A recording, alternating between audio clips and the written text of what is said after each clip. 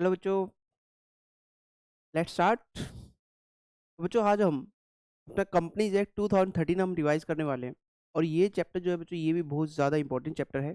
आपके एग्जाम में इसमें से बहुत सारे क्वेश्चन आपके पूछे जाते हैं। ठीक है, लास्ट में बच्चों जब आपकी रिवीजन हो जाएगी ना, तो मैं आपको एक स्ट्रेटेजी क्लास भी बताऊंगा कि एग्जाम के पॉइंट ऑफ व्यू से कौन सा चैप्टर कितना ज़्यादा इंपॉर्टेंट है, आज तक एग्जाम में कितना ज़्यादा पूछ चुके हैं। ठीक है, तो वो सब हम रिवाइज रिवाइज करेंगे, उसके अकॉर्डिंग हम यहाँ पे बात करेंगे। क्लियर है बच्चों यहाँ पे? तो चलो जी आ जाओ, आज हम बहुत इजी चैप्टर ऐसा करने वाले हैं बच्चों यहाँ पे, जिसका यूज़ आपका फाउंडेशन में भी होता है, आगे इंटर में भी होगा और आगे सीए फाइनल में भी होगा, और उसके बाद प्रैक्टिकल लाइफ में भी आप इस चैप्टर को यूज़ करोगे। ठीक है, तो हर जगह इसका यूज़ आपका आएगा, तो उसके अकॉर्डिंग हम यहाँ पर फॉलो करेंगे। तो लेट्स स्टार्ट। ठीक है, तो बच्चों इसमें देखो, मैंने इस चैप्टर को सीए फाउंडेशन के लेवल के लिए टोटल 5 यूनिट्स में डिवाइड किया है। इंस्टीट्यूट ने सिर्फ एक ही चैप्टर बनाया है, लेकिन मैंने उसको आपके कंफर्टेबल के लिए टोटल 5 यूनिट्स में डिवाइड कर दिया है। ठीक है, कौन कौन सी यूनिट की बच्चों यहाँ पे? यूनिट 1 इंट्रोडक्शन, जिसमें बच्चों नॉर्मल वे से हम बात करेंगे कंपनी क्या होती है, कंपनी के फीचर्स क्या है, कंपनी के डिसएडवांटेज क्या है, लिफ्टिंग ऑफ कॉर्पोरेट वेल्थ क्या होता है। ठीक है, यूनिट 2 बच्चों यहाँ पर types of company, public company, private company, 1% company, holding company, subsidiary company, associate company, government company, foreign company. तो ये सब बच्चों वहाँ पे हम पढ़ेंगे, जो आपकी यूनिट नंबर 2 में हम कवर करेंगे। ठीक है, थर्ड यूनिट बच्चों यहाँ पर आएगी, एक कंपनी को कैसे बनाया जाता है, कंपनी को कैसे इनकॉर्पोरेट किया जाएगा। ठीक है, फोर्थ यूनिट बच्चों यहाँ पर शेयर्स। बच्चों इसकी ज़्यादा डिटेल आपको नहीं दी है, तो नॉर्मल वे से हम बात करेंगे कि शेयर्स क्या होते हैं, शेयर्स कितने टाइप्स के होते हैं, बस। ठीक है, एंड लास्ट यूनिट बच्चों यहाँ पर, इसमें भी बस आपको एक बेसिक कंटेंट यहाँ पे बताया गया है कि मेमोरेंडम क्या होता है एंड आर्टिकल क्या होता है, और उसके अकॉर्डिंग यहाँ पर बताया गया है कि किस तरीके से वहाँ पे डॉक्ट्राइन यूज किया होता है, doctrine of ultra vires, doctrine of constructive notice and doctrine of indoor management. Clear बच्चों यहाँ पर? तो ये चैप्टर जो बच्चों हम रिवाइज करेंगे वो किस तरीके से करेंगे मैं आपको बता देता हूँ। अभी मैं आपको ये यूनिट 1 और यूनिट 2 एक साथ आपको रिवाइज करवाऊंगा। ठीक है, इट इज इम्पॉसिबल बच्चों कि अगर मैं आपको 5 यूनिट एक साथ कराऊंगा तो आप कंफ्यूज हो जाओगे, तो इसलिए मैं आपको यूनिट 1 और यूनिट 2 पहले आपको रिवाइज करवाऊंगा इस वाली क्लास में, एंड यूनिट 3 4 एंड 5 वो आपकी नेक्स्ट रिवीजन क्लास में आपको वहां पर मिलेंगी। ठीक है, तो अभी हम सिर्फ यूनिट 1 और यूनिट 2 हम रिवाइज कर रहे हैं बच्चों, जिसका नाम क्या है, that is the introduction, and second one that is the types of company. ठीक है बच्चों, यहाँ पर तो आपको एक बेसिक समझ में आ गया होगा कंपैरिजन हम किस तरीके से करने वाले हैं, किस स्टेप से हम करने वाले हैं। ठीक है जी, तो लेट्स स्टार्ट बच्चों यहाँ पर। तो सबसे पहले बच्चों हम यहाँ पे कंपनी लॉ में सबसे पहले हम यूनिट नंबर 1 कर रहे हैं, और यूनिट नंबर 1 का जो नाम था हमारा, दैट इज इंट्रोडक्शन।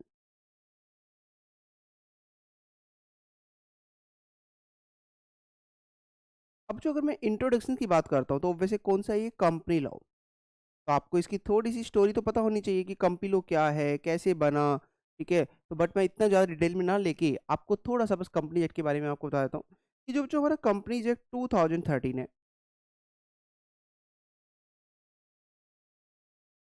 ये एक्ट हमारे पूरे इंडिया में एप्लीकेबल होता है, even including Jammu and Kashmir. तो वहाँ भी एप्लीकेबल होता है, पूरे इंडिया में एप्लीकेबल होता है, नंबर 1 पॉइंट। नंबर 2 पॉइंट बच्चों यहाँ पर, ये जो कंपनीज़ एक्ट है, ये वाक़ई ही बहुत बड़ा एक्ट यहाँ पर बनाया गया है। इसमें टोटल 470 सेक्शंस डिफाइन किए गए हैं, 470 सेक्शंस। और अच्छी बात ये है बच्चों, अभी आपको कोई सेक्शन में फोकस नहीं करना है। ये जो आपको फोकस करना होगा वो सीए इंटर में एंड सीए फाइनल ईयर में प्रॉपर वे से आपको बताया जाएगा। अभी तो बस जस्ट आपको एक बेसिक कंसेप्ट यहाँ पर समझना है कि कंपनी क्या होती है, उसमें क्या-क्या बेसिक चीज़ें आती हैं। ठीक है? तो फाउंडेशन लेवल पे बस आपका एक फाउंडेशन तैयार किया जा रहा है और कुछ नहीं किया जा रहा है। ठीक है जी यहाँ पे? तो इसमें बच्चों यहाँ पर हम अगर यूनिट 1 की बात करते हैं, तो यूनिट 1 में आपके कौन-कौन से टॉपिक यहाँ पर डिफाइन किए गए हैं, मैं आपको बता देता हूँ। तो फर्स्ट बच्चों यहाँ पर आपका आएगा, ये जो एक्ट बना हुआ है, ये एप्लीकेबल कहाँ-कहाँ पर होता है, that's called applicability of act. ठीक है? सेकंड थिंग हम इसके अंदर पढ़ेंगे बच्चों यहाँ पे, कंपनी का मीनिंग, कंपनी के फीचर्स, कंपनी बनाने का फ़ायदा क्या है, कंपनी बनाने का लॉस क्या है, that's called disadvantages of the company. Third one हम पढ़ेंगे बच्चों यहाँ पर, that is the lifting of corporate wealth. तो ये 3 यूनिट, ये 3 टॉपिक बच्चों आपको यूनिट नंबर 1 में आपको डिफाइन किए गए हैं। और सबसे इंपॉर्टेंट थिंग बच्चों यहाँ पर, एग्ज़ाम में इनमें से नॉर्मल क्वेश्चन आता ही आता है। ठीक है। अभी तक जो सबसे ज़्यादा इंपॉर्टेंट है वो है lifting, lifting of the corporate veil. आपको उस पे सबसे ज़्यादा फोकस करना है, आपको वहाँ पे क्वेश्चंस वहाँ पे अलग-अलग फॉर्म में वहाँ पे आएँगे। मैं आपसे डिस्कस भी करूँगा किस तरह के क्वेश्चन यहाँ पर आ सकते हैं। ठीक है बच्चों यहाँ पे, तो ये आपके 3 टॉपिक यहाँ पर दिए गए हैं कि कंपनी एड कहाँ-कहाँ पर एप्लीकेबल होता है। तो चलो आओ जी, तो सबसे पहले करते हैं कंपनी एड कहाँ पर एप्लीकेबल होता है। एप्लीकेबिलिटी ऑफ एक्ट,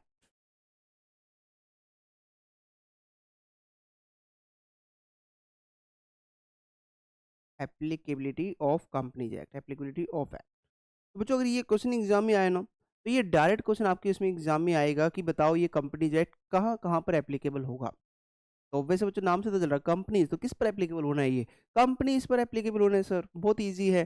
तो दैट्स मीन तो बच्चों ये जो हम एप्लीकेबल करेंगे, तो फर्स्ट पॉइंट ये उन कंपनीज पर आपका लगेगा, जो कंपनीज इनकॉर्पोरेट हुई है,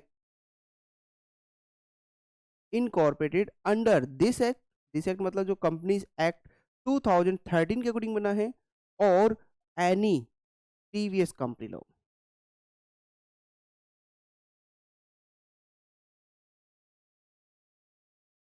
एनी प्रीवियस कंपनी लॉ।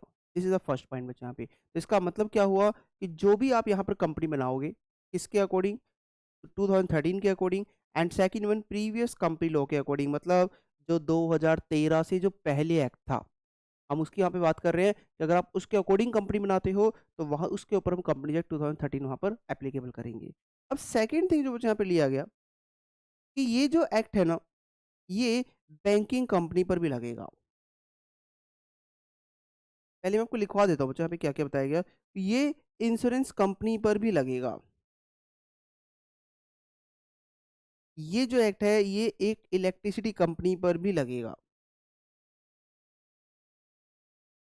ठीक है? ये जो एक्ट है ये उन कंपनी पर भी लगेगा जो कंपनी गवर्न की गई है बाय स्पेशल एक्ट, जिसके अपने खुद के एक्ट से जो गवर्न की गई हैं, ये उन पर भी लगेगा। मतलब company act is a wider, जो कंपनी कंपनीज एक्ट के अकॉर्डिंग बनी है, हम उस पर तो कंपनीज एक्ट लगा रहे हैं। साथ में हम कह रहे हैं बैंकिंग कंपनी पर भी लगाएँगे, इंश्योरेंस पे भी लगाएँगे, इलेक्ट्रिसिटी पर भी लगाएँगे, और companies governed bye special act पे भी लगाएँगे। लेकिन इन पे जो हम लगाते हैं ना बच्चों यहाँ पे, एक थोड़ी-सी बस प्रॉब्लम क्या आती है, ठीक है? हम कहते हैं कि इन सब कंपनियों के लिए हम कंपनीज एक्ट तो लगा देते हैं, बट एक प्रॉब्लम वहाँ पे क्या आती है बच्चों यहाँ पे, इनका भी खुद का एक अलग से लॉ होता है सबका, गवर्निंग लॉ इनका भी होता है। जैसे बैंकिंग का होता है बच्चों यहाँ पर banking regulation act, banking regulation act 1949। Insurance का भी होता है बच्चों, इंश्योरेंस एक्ट 1938, या फिर इसका एक दूसरा होता है बच्चों insurance regulatory development authority act 1999। Electricity का होता है बच्चों यहाँ पे इलेक्ट्रिसिटी एक्ट 2003, 2003। और बच्चों जो गवर्न बाय स्पेशल एक्ट, तो इसका ऑब्वियसली जो भी एक कंपनी गवर्न होगी, तो उसका अपना खुद का स्पेशल एक्ट होगा। जैसे ICI chartered accountant act 1949, LIC LIC act, clear? तो इनके बच्चों यहाँ पर जो कंपनी गवर्न की गई है बाय द स्पेशल एक्ट। अब बच्चों यहाँ पे फर्स्ट वन तो बहुत ईज़ी था, कंपनीज़ एक्ट के अकॉर्डिंग बनी थी, कंपनीज़ एक्ट ही गवर्न होता था, उस पर तो हमने डायरेक्ट लगा दिया था। लेकिन अब बच्चों यहाँ पे प्रॉब्लम इज़ दिस कि भई इनका जो बाकी जो हमने बात की है कंपनी की, इनको हम कह रहे हैं कंपनीज़ एक्ट भी लगेगा, और जो उनका खुद का गवर्निंग लॉ है वो भी लगेगा। लेकिन प्रॉब्लम इज़ दिस बच्चों, अगर इन फ्यूचर अगर इन दोनों में कोई इनकंसिस्टेंसी हो गई तो, कॉन्ट्रावीन अगर आपस में कर गए तो फिर किसको फॉलो करेंगे? अगर मान लो बैंक कंपनी की बात करें, किसी प्रोविज़न पर कंपनी एक्ट कहता है जी 10% इंटरेस्ट लो, गवर्निंग लॉ कहता है 8% इंटरेस्ट लो, एग्जैक्ट बोल रहा है, तो बताओ किसको फॉलो करें? प्रॉब्लम आ गई नहीं आ गई वहाँ पे कि 8% लिया जाए या फिर 10% लिया जाए, ठीक है? तो उस केस में उन्होंने यहाँ पे क्या कहा, इन चारों कंपनियों के लिए कौन-कौन सी, banking company, insurance company, electricity company, और जो company govern by special act. Normal way से हम जनरल कंपनी लॉज़ के ऊपर भी लगाएँगे, लेकिन अगर किसी प्रोविज़न में कंपनी लॉ और उनका जो खुद का गवर्निंग लॉ है, अगर वो आपस में उनके बीच में कॉन्ट्रावेंशन होता है, मतलब in case of inconsistency, inconsistency between companies act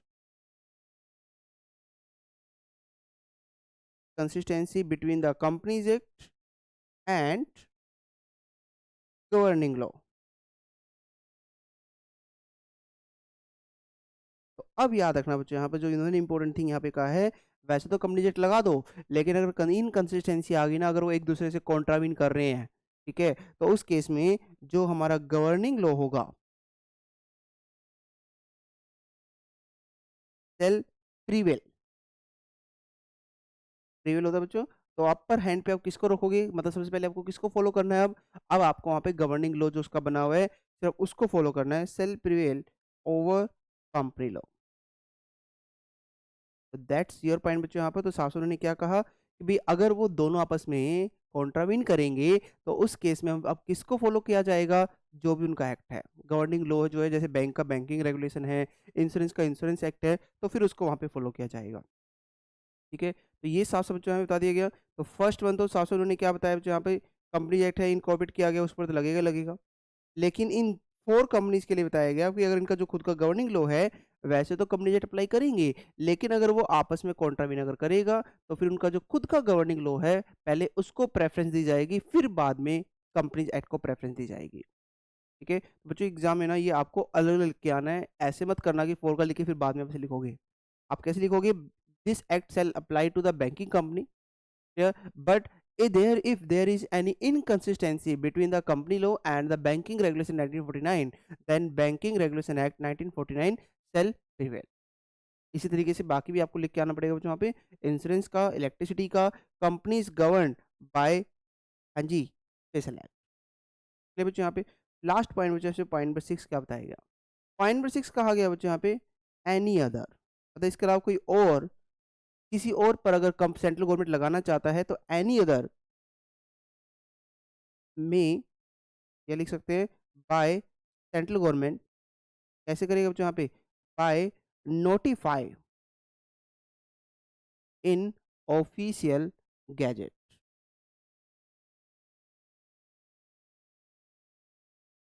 official gazette,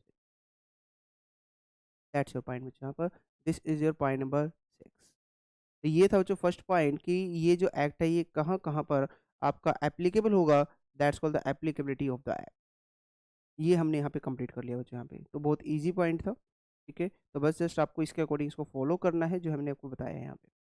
ठीक है, तो कंपनी जो इनकॉर्पोरेट हुई है अंडर दिस एक्ट और एनी अदर लॉ, उस पर लगेगा।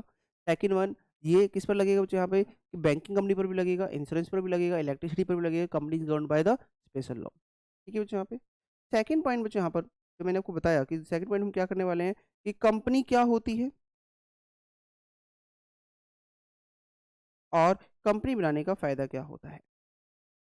तो बच्चों अगर मैं एज पर लॉ ही इसको वर्ड लेता हूँ कि कंपनी क्या होती है, तो इसको प्रॉपर वे से बच्चों डिफाइन किया गया है, लॉ के अंदर ये बच्चों डिफाइन प्रॉपर वे से किया गया है। Section 2 close 20 of companies act 2013, 2 close 20 of the companies act 2013। अब बच्चों यहाँ पर कंपनी एक्ट 2013 में उन्होंने यहाँ पे क्या बताया, कंपनी एक्ट में डेफिनेशन क्या बताई गई है। तो यहाँ ध्यान से बच्चों यहाँ पे डेफिनेशन क्या बताई गई है कि company means a company, company means a company formed and registered,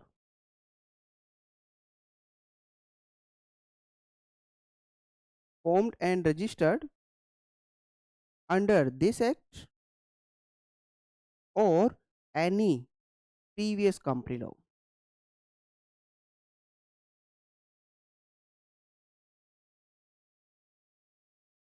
any previous company law।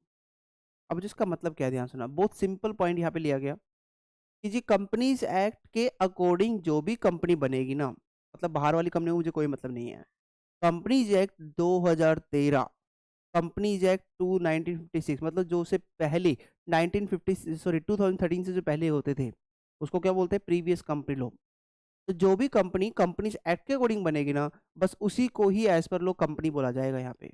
इसका मतलब पूरे एक्ट में जहां जहां वर्ड कंपनी आएगा ना, तो कंपनी मतलब सिर्फ only and only Indian company. Indian company कौन सी, जो कंपनी इंडिया में बनी है। ठीक है, तो दैट्स मीन, तो बच्चों इसमें 2 पॉइंट बहुत इंपॉर्टेंट है। First one, formed and registered, and second point, under this act और प्रीवियस कंपनी लॉ। ठीक है बच्चों यहाँ पे। तो ये फॉर्म्ड एंड रजिस्टर्ड होनी चाहिए, उसके बाद ही कंपनी बोला जाएगा एज पर दिस एक्ट। ठीक है जी यहाँ पे। तो दिस इज योर डेफिनेशन बच्चों यहाँ पे कि कंपनी क्या होती है। लेकिन बच्चों इसके साथ में और भी चीजें आती है कि कंपनी बनाने का फायदा क्या है, that is the advantages. Advantages of the company. अगर आप एक कंपनी बनाते हो तो कंपनी बनाने का फायदा क्या रहेगा, तो सबको पता है बच्चों, फर्स्ट वन जो सबसे इंपॉर्टेंट है, that is the separate legal entity.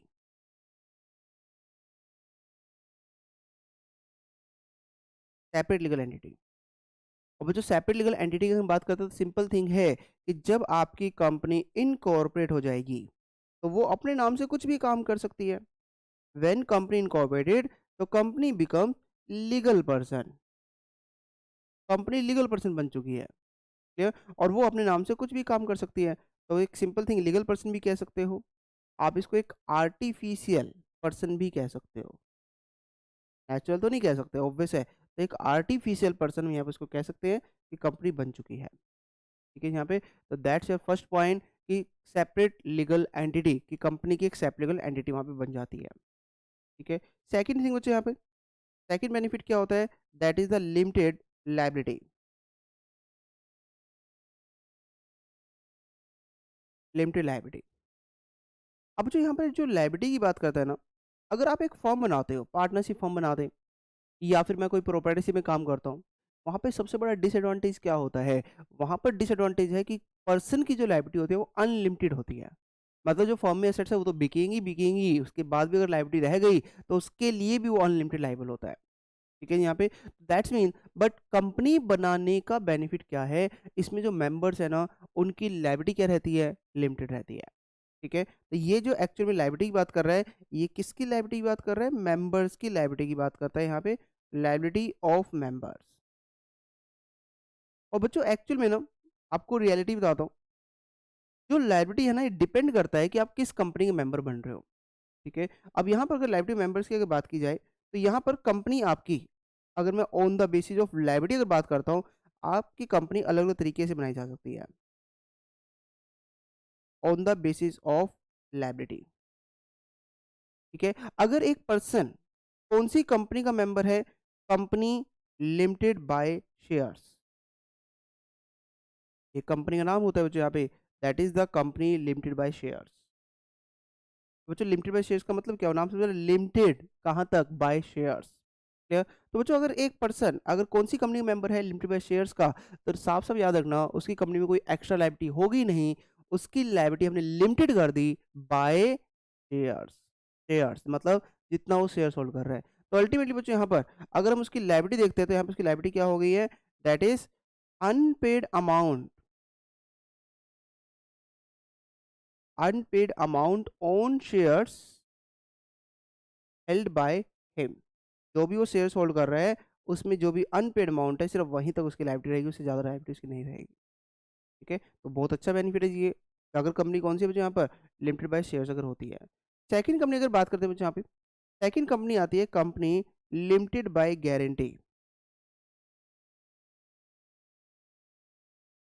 Limited by guarantee having share capital. जो एग्जाम में अगर मैं एस एच लिखा है तो एस एच मत लिखना, वहाँ पे आपको पूरा वर्ड लिखना पड़ेगा, शेयर कैपिटल।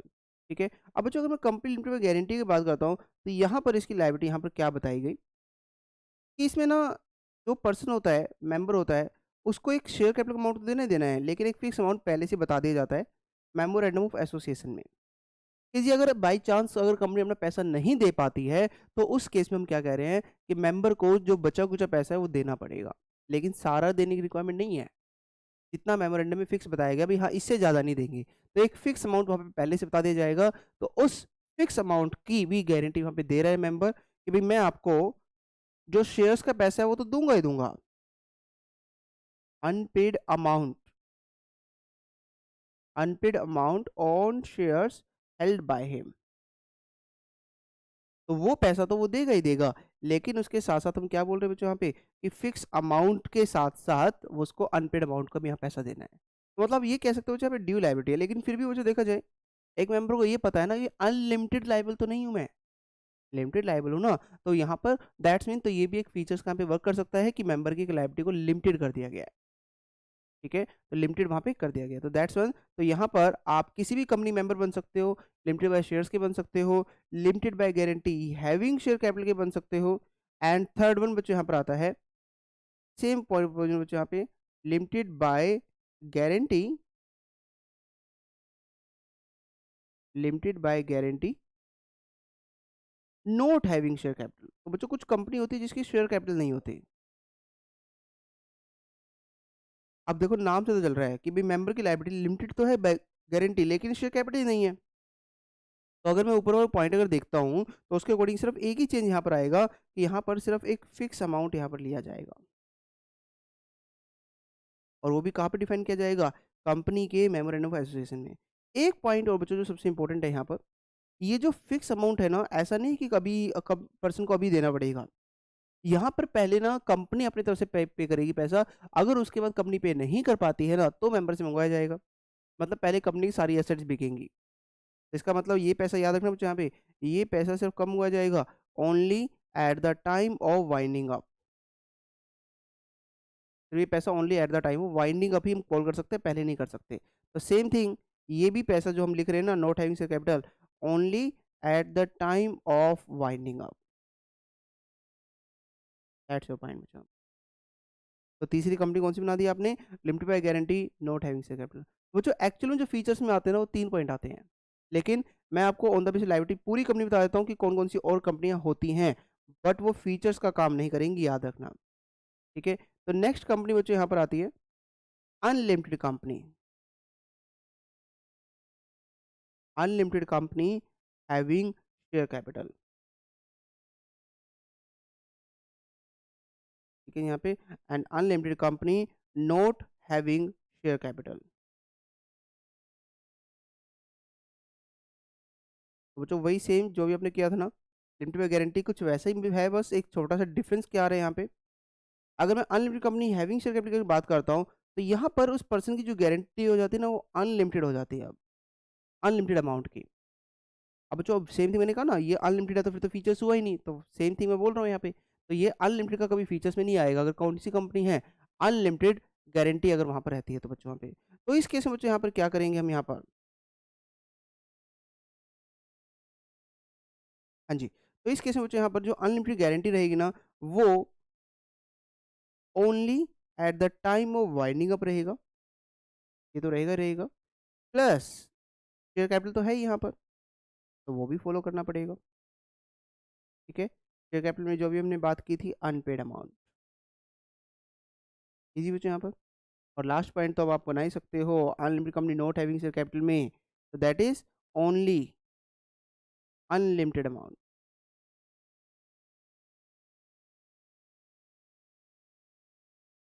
अनलिमिटेड अमाउंट जो सिर्फ वाइंडिंग अप के टाइम पर ही हम कॉल कर सकते हैं, अदरवाइज नहीं कर सकते। That's a point. तो बच्चों अल्टीमेटली हम टोटल 5 टाइप्स की कंपनी वहाँ पे बना सकते हैं। तो कौन-कौन सी कंपनी बन सकती है हमारी? तो नंबर 1 कंपनी हम कौन सी बना सकते हैं बच्चों यहाँ पर? That is the limited by shares, limited by guarantee having share capital, limited by guarantee not having share capital, unlimited company having share capital and unlimited company not having share capital. ठीक है बच्चों यहाँ पे? तो ये total 5 types की company है, but जो फीचर्स में जो आएगा ना बच्चों यहाँ पे, तो फीचर्स में आपको 12 महीने को बता दिया, limited by shares, limited by guarantee having, limited by guarantee not having, ये कंपनियाँ वहाँ पे कवर की जाएँगी बच्चों वहाँ पे। क्लियर पॉइंट बच्चों यहाँ पर? दैट्स योर पॉइंट यहाँ पे जो बताया गया है। That's your point. ठीक है जी। चलो जी आ जाओ। तो फीचर नंबर 2 हमारा कंप्लीट हो गया बच्चों यहाँ पे। फीचर नंबर 3 बच्चों यहाँ पे, अगर कंपनी बनाते हैं तो कंपनी बनाने का बेनिफिट क्या है? तीसरा जो पॉइंट बच्चों आता है सबसे important point, that is the perpetual succession. Perpetual succession. जो परपेचुअल होता है परमानेंट, सक्सेशन क्या होता है एग्जिस्टेंस। नाम से पता चल रहा है permanent existence. Permanent existence that is member आए जाए हमें कोई फर्क नहीं पड़ेगा, आते रहते जाते रहते हैं, बट कंपनी की एग्जिस्टेंस पे ऐसे इम्पैक्ट कभी नहीं पड़ेगा। तो यहाँ पे जो साफ में लिख सकते हैं, members may come, members may go, but companies goes for ever. Members may come, members may go, but company goes for ever. That's your point. ठीक है जी, यहाँ पे ये फीचर्स यहाँ पर बताया गया है। इसका मतलब क्या हुआ कि चाहे सारे के सारे मेंबर की डेथ हो जाए तो भी कंपनी पर कोई इम्पैक्ट उसका नहीं पड़ेगा। कंपनी जैसे पहले चलती आ रही थी वैसे ही कंटिन्यूस चलती रहेगी। कंपनी पर उसका कोई इम्पैक्ट यहाँ पर नहीं आएगा बच्चों यहाँ पे। This is a feature number 3, that is the perpetual succession. इसके अलावा बच्चों और भी फीचर्स हैं, छोटे छोटे पॉइंट है। कंपनी अगर अपने नाम से प्रॉपर्टी अगर होल्ड करना चाहती है तो वो होल्ड कर सकती है, that is a separate property. ठीक है, वो आपके नाम से कंपनी होल्ड कर सकती है। पॉइंट नंबर 5 बच्चे यहाँ पे और क्या कर सकती है कंपनी। कंपनी अगर कोई कॉन्ट्रैक्ट करना चाहती है सेपरेट कॉन्ट्रैक्ट तो वो भी कर सकती है अपने नाम से। कंपनी पर अगर कोई केस फाइल करना चाहता है कर सकता है, और कंपनी अगर किसी पर केस फाइल करना चाहे तो कर सकती है, सेपरेट लीगल एंटिटी है ना, तो कर सकती है। That's called capacity to sue and be sued. Company भी कर सकती है और हम भी कंपनी पर केस फाइल कर सकते हैं। तो दैट्स ऑल द फीचर्स बच्चों यहाँ पर जो बताया गया है कंपनी बनाने का फायदा क्या है। ठीक है जी यहाँ पे। और बच्चों इसमें अगर फीचर्स में बात करते हैं तो स्टार्टिंग के जो थर्ड फीचर मैंने आपको बताए हैं, applicable entity, perpetual succession and limited liability, ये 3 पॉइंट बच्चों सबसे ज़्यादा इंपॉर्टेंट है, आपको इन तीनों पे फोकस करना है अच्छे से। ठीक है, नेक्स्ट वन बच्चों यहाँ पे कंपनी बनाने का लॉस क्या है, दैट इज द डिसएडवांटेजेस।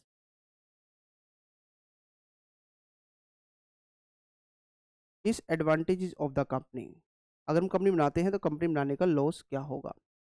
तो बच्चों याद रखना कंपनी बनाने का मेन लॉस जो होता है ना, अगर आप कंपनी बना रहे हो तो बहुत सारी फॉर्मेलिटीज आपको कंप्लीट करनी पड़ती है। ठीक है, तो मतलब कंपनी छोटा सी चेंज करोगे, गवर्नमेंट को बताओ, गवर्नमेंट मतलब जो यहाँ पे registrar, at the registrar of companies. ठीक है, तो हमें उसको इन्फॉर्म करना पड़ता है यहाँ पे। मतलब यहाँ पे बहुत सारी फॉर्मेलिटीज आपको कंप्लीट करनी पड़ती हैं। छोटी छोटी चीज़ों के लिए आपको यहाँ पे पैसा देना पड़ेगा, फॉर्म फिल करने पड़ेंगे, वेरियस फॉर्मेलिटीज एंड एक्सपेंसेस, बहुत सारे एक्सपेंसेस आपको यहाँ पर पे करने पड़ते हैं। नंबर 2 बच्चों यहाँ पे आपका एक एक डॉक्यूमेंट जो आपने रजिस्ट्रार को पे किया है, रजिस्ट्रार को दिखाया है, वो सारे के सारे डॉक्यूमेंट कोई भी पर्सन कंपनी का देख सकता है। दैट्स अ स्ट्रेंज कि मतलब ट्रांसपेरेंसी इतनी ज़्यादा, कंपनी में कोई सीक्रेसी रही ही नहीं है आपके, तो मतलब ट्रांसपेरेंसी लेवल बहुत हाई लेवल का हो जाता है, आपको सब कुछ बताना पड़ेगा। Transparency and disclosure level. ठीक है, थर्ड पॉइंट बच्चों वहाँ पर आता है कि इसमें बच्चों एक सेक्शन बाद में आएगा आपका 135, उसमें बच्चों क्या बताया गया, अगर भाई कंपनी बनाते हो तो कंपनी के लिए आपको क्या करना पड़ेगा, जितना प्रॉफिट आप अर्न करोगे ना उसका 2% आपको सोसाइटी के लिए कंट्रीब्यूट करना है। तो एक एक्स्ट्रा रिस्पॉन्सिबिलिटी आपके वहां पर आ जाती है जब आप एक कंपनी बनाते हो। ठीक है, कि जो मेहनत आपने की उस मेहनत का आपको 2% पब्लिक को देना पड़ेगा। तो ये एक डिसएडवांटेज यहाँ पे वर्क करता है, that is the corporate social responsibility. Corporate social responsibility, इसका कम से कम 2% हमें देना पड़ेगा। ठीक है जी, पॉइंट नंबर 4 बच्चों यहाँ पे और क्या लॉस है यहाँ पे। बच्चों यहाँ पे ना अगर आप एक इंडिविजुअल केस में देखते हो तो हमें जो टैक्स पे करना पड़ता है तो हमें एक स्लैब रेट तक हमें एग्जेम्प्ट किया जाता है, भी इतने स्लैब तक आपको कोई टैक्स पे नहीं करना। पर बच्चों कंपनी केस में तो ऐसा है ही नहीं।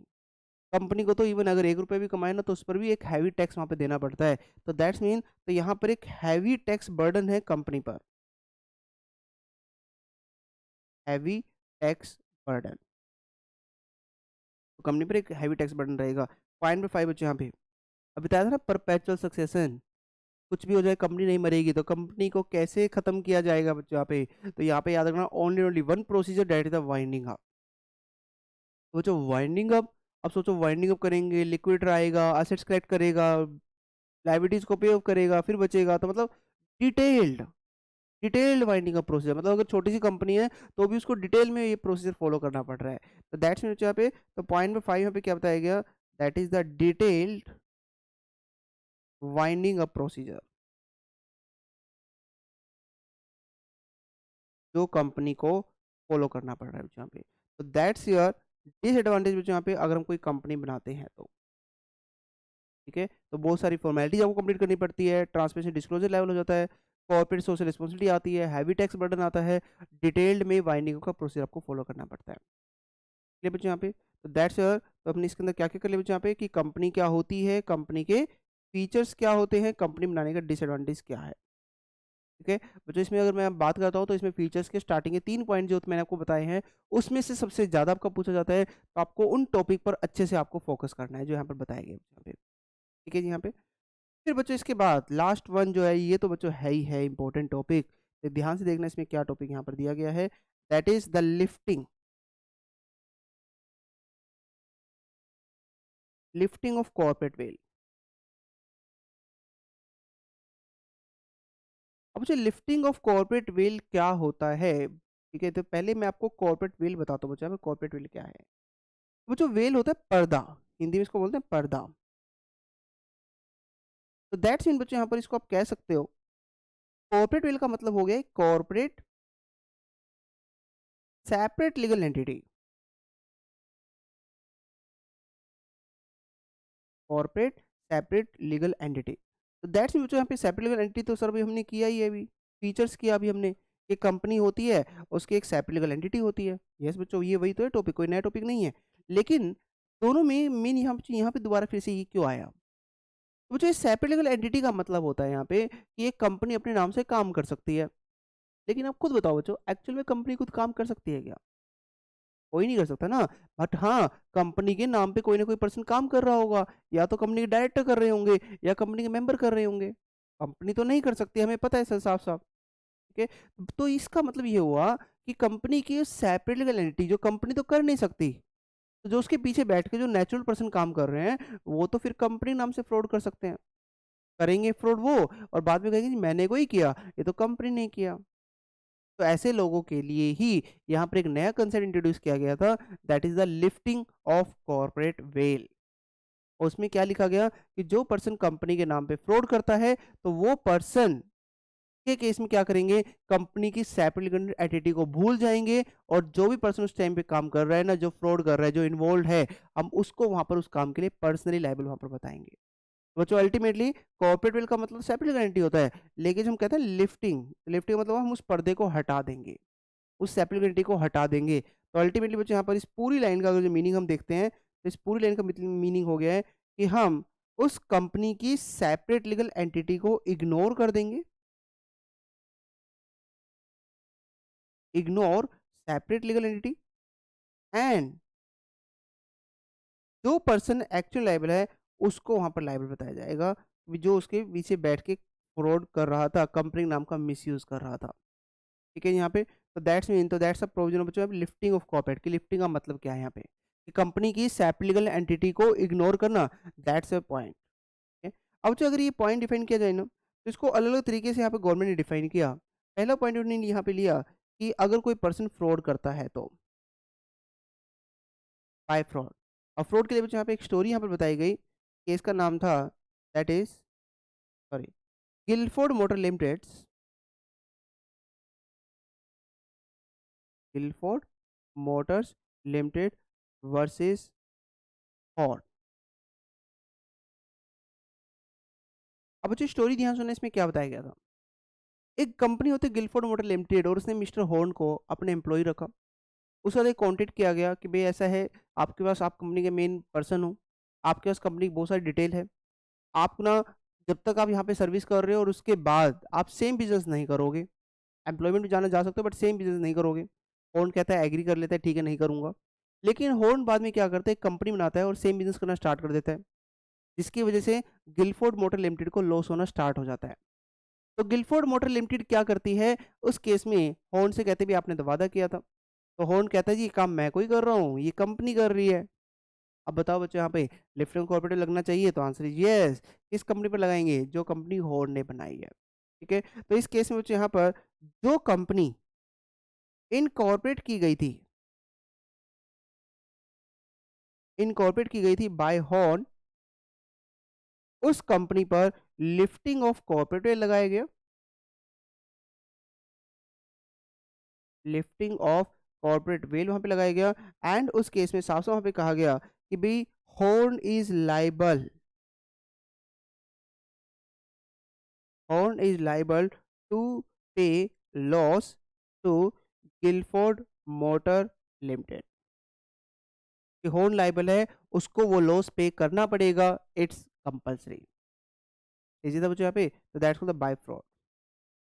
ये केस अच्छे से आपको करना है बच्चों यहाँ पे। पॉइंट नंबर 2 बच्चों यहाँ पर, ठीक है, पॉइंट नंबर 2, और पॉइंट नंबर 2 बच्चों यहाँ पर आता है दैट इज कि अगर कोई पर्सन टैक्स चुराने के पर्पज से, टैक्स इवेजन के पर्पज से अगर कंपनी बनाता है, टैक्स इवेजन, ठीक है, तो दैट्स मीन, तो ये भी एक केस हुआ था बच्चों। केस का नाम भी आपको लर्न करना है, इन री सर दीनसा मानिक जी पैटेल। और बच्चों इस केस में यहाँ पे क्या बताया गया टैक्स इवेजन में, कि ये जो पर्सन होता है ये क्या करता है, ये फॉर कंपनी इनकॉर्पोरेट करता है, ठीक है, और फॉर कंपनी इनकॉर्पोरेट करके अपनी सारी की सारी इन्वेस्टमेंट इन 4 कंपनीज में ट्रांसफर कर देता है, जो भी इसने बाहर पैसा लगाया होता है। अब जब इन इन्वेस्टमेंट से पैसा आता है, इनकम आती है इस कंपनी के अंदर, यही वही पैसा दिनसा मानिक पैटित क्या करता है, एज लोन ले लेता है, और इस लोन को डिफ़ॉल्ट में दिखाता है, बैड डेट्स में दिखा देता था। जिससे क्या होता था, बैड डेट्स में दिखाने की वजह से कंपनी को टैक्स पे उस पर नहीं करना पड़ता था, कंपनी लॉस में दिखाई जाती थी, और अल्टीमेटली दोनों की तरफ से ये टैक्स बच जाता था। ठीक है जी, यहाँ पे तो बच्चों यहाँ पे साफ-साफ बताया गया, तो डीएमपी ये जो कर रहा है, खुद कंपनी चला रहा है, सब कुछ काम कर रहा है बस, लेकिन एक ट्रांज़ैक्शन ही मेन कर रहा है, ये टैक्स को चुराना। तो याद रखना, गवर्नमेंट ने क्या किया, इन चारों कंपनियों पर, इन 4 की 4 कंपनियों पर लिफ्टिंग ऑफ कॉर्पोरेट वेल्थ वहाँ पे लगा दिया गया। लिफ्टिंग ऑफ कॉर्पोरेट वेल्थ, और डीएमपी को कहा गया कि यू आर लाइबल टू पे टैक्स, टू पे tax. That's your point number 2 बच्चों यहाँ पर। ये भी केस का आपको याद रखना है नाम, एट द टैक्स इवेजन। ठीक है जी। थर्ड केस बच्चों यहाँ पर आपका आया था कि अगर हम कोई प्रॉफिट को बोनस ना देना पड़े, इसको हम बोल सकते हैं बोनस इवेजन। मतलब आप एम्प्लॉय को बोनस नहीं देना चाहते, उस वजह से आप फ्रॉड कर रहे हो, और आप क्या कर रहे हो, अपने सारे प्रॉफिट को अलग तरीके से इन्वेस्ट कर रहे हो। ठीक है, तो इस केस में बच्चों यहाँ पे क्या हुआ था, इस केस का नाम था that is the Asbury, sorry, associated, Asbury तो बच्चों अल्ट्रा वायरस में आएगा, associated rubber industries limited case.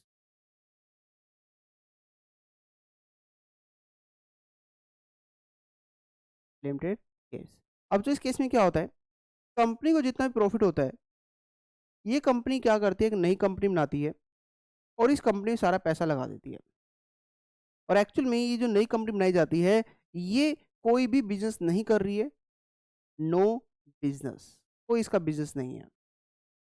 ठीक है, तो याद रखना उस केस में क्या किया गया, दैट इज कि लिफ्टिंग ऑफ कॉर्पोरेट वहां पे लगा दिया गया। किस पर लगाया जाएगा, इस कंपनी पर लगाया जाएगा, लिफ्टिंग ऑफ कॉर्पोरेट वेल, और साथ साथ कहा गया कि भी ये प्रॉफिट आप डिस्ट्रीब्यूट करोगे, जो भी एज पर लो रिक्वायरमेंट है, एज बोनस, जो भी लो के अकॉर्डिंग रिक्वायरमेंट बताई गई है, आप उसके अकॉर्डिंग उसको फॉलो करोगे। क्लियर बच्चों यहाँ पे, तो देखो ये सब केस आप देख रहे हो बच्चों यहाँ पे, इस डायरेक्ट हम कंपनी की सेपरेट लीगल एंटिटी को इग्नोर करके हम वहां पर कंपनी के ऊपर लिफ्टिंग ऑफ कॉर्पोरेट वेल वहां पर लगाए जा रहे हैं, यहाँ पे कंपनी के ऊपर। क्लियर बच्चों यहाँ पे, ठीक है। एंड पॉइंट नंबर 4 बच्चों यहाँ पर आपका आता है लास्ट पॉइंट, कि जहां पर बच्चों कंपनी का जो करेक्टर है उसको चेंज किया जा रहा है डायरेक्टर के नाम पे, करेक्टर एज क्या रखा जा रहा है, एलियन एनिमी।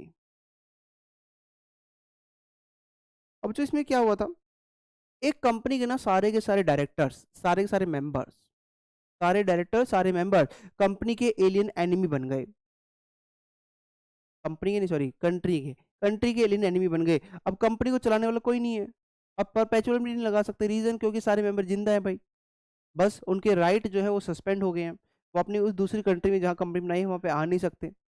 ठीक है, तो उस केस में उन्होंने कहा जी जब ऐसा हो गया है तो क्यों ना कंपनी को ही हम फिर स्टेटस दे दें, कंपनी को भी एलियन एनिमी कह दें। तो बच्चे फर्स्ट टाइम ऐसा हुआ था कि जहाँ पर कंपनी को ही उसी की कंट्री में एलियन एनिमी का करेक्टर उसको दे दिया गया था। और ये केस एक हुआ था, तो यहाँ पर जो आपको केस का नाम याद करना है, डनलोप टायर्स केस। ठीक है यहाँ पे, तो ये केस का नाम आपको याद करना है जो वहाँ पे बताया गया है, ठीक है, वर्सेस पूरा नाम बताया तो कॉन्टिनेंटल टायर्स।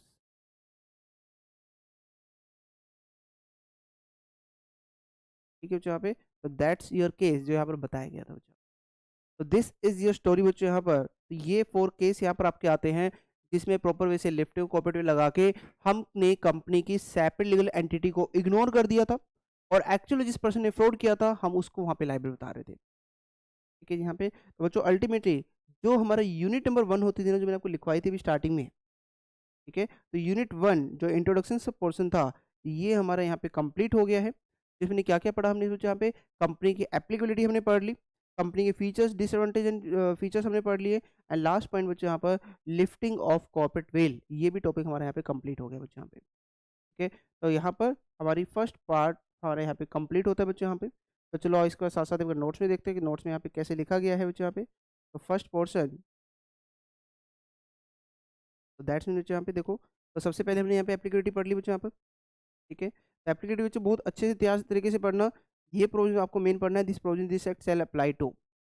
ठीक है, तो ये पूरा पोर्शन हम यहाँ पे पढ़ चुके हैं बच्चों यहाँ पे कि किस तरीके से दिया गया है ये। ठीक है, आई होप आप इसको पढ़ लोगे। सेकंड बच्चों यहाँ पे मीनिंग ऑफ द कंपनी हमने पढ़ लिया कि कंपनी क्या होती है। ठीक है, डेफिनेशंस क्या होती है बच्चों, हमने सेक्शन 2 क्लोज 20 हमें पढ़ लिया कि company means a company incorporated under this act और under any previous company law. ठीक है, कैरेक्टरिस्टिक्स बच्चों यहाँ पे फर्स्ट पॉइंट हमने सेपरेट आइडेंटिटी पढ़ लिया, और जो सेपरेट करने केस फेमस होता है, जब भी आप सेपरेट आइडेंटिटी एग्जाम में लिखोगे तो आपको ये केस वहाँ पे लिख के आना पड़ेगा, Solomon versus Solomon company limited का।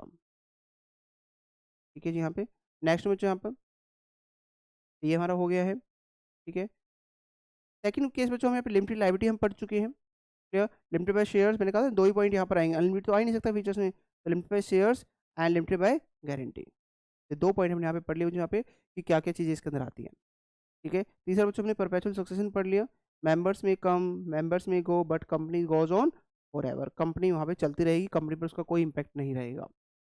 ठीक है जी, और क्या पढ़ा बच्चों हमने, सेपरेट प्रॉपर्टी हमने पढ़ लिया, ट्रांसमिटिव शेयर्स, ये सब फीचर्स में आते हैं बच्चों यहाँ पे। कॉमन सील, जो कॉमन सील ना क्या होता है, जो कंपनी सिग्नेचर करती है एक्चुअल में। ठीक है, अब now common seal is not mandatory, company में कॉमन सील हो या ना हो कोई फर्क नहीं पड़ता। ठीक है, ये भी हो गया बच्चों यहाँ पे, capacity to sue and be sued, and company अलग है, कंपनी का मैनेजमेंट अलग है, तो ये सब यहाँ पे बता दिया गया बच्चों यहाँ पे। ठीक है, डिसएडवांटेज हमने पढ़ लिया बच्चों यहाँ पे, various formalities and expenses, corporate disclosure, greater social responsibility, greater tax burden, detailed winding up procedure. ठीक है, देन बच्चों सबसे इंपॉर्टेंट लिफ्टिंग और पियर्सिंग, सो बच्चों एक नाम और बोलते हैं पियर्सिंग। तो पहले तो कॉर्पोरेट वेल आपको बता दिया गया, that is the separate identity, lifting और कॉर्पोरेट बताया गया। ठीक है, फिर इसके केस आगे जो मैंने आपको बताए थे, that the Gilford motor Limited versus Horne. Second case क्या बताया बच्चों आपको यहाँ पे, इंड्री सर दिनसा मानिक जी पैटित, ये भी हो गया आपका। तीसरा केस क्या पढ़ा बच्चों हमने, associated double industrial limited case. ठीक है, नेक्स्ट में बच्चों यहाँ पे डैमलर, तो डनलोप लिख दिया मैंने, sorry, Daimler company limited versus continental tyres and rubber company, this is your case. ठीक है बच्चों, यहाँ पे दैट्स योर फर्स्ट यूनिट बच्चों यहाँ पे कंप्लीट होगी है। ठीक है, चलो जी आ जाओ, तो अब सेकंड यूनिट यहाँ स्टार्ट करते हैं, और सेकंड यूनिट में बच्चों यहाँ पे क्या आएगा, that is the types of company, कि कंपनी कितने टाइप्स की आपकी होती है। ठीक है, और बच्चों जो मैं स्टार्टिंग में आपको बनाया टाइप्स ऑफ कंपनी, इसमें आपको कौन कौन सी करनी है कौन कौन सी नहीं करनी है मैं आपको बता देता हूँ। तो बच्चों ये 3 आपको यहाँ पर नहीं करनी है, आपके सिलेबस का पार्ट नहीं है, ये मैंने सारी टोटल जितनी होती है एज पर लो उतनी बता दी गई है।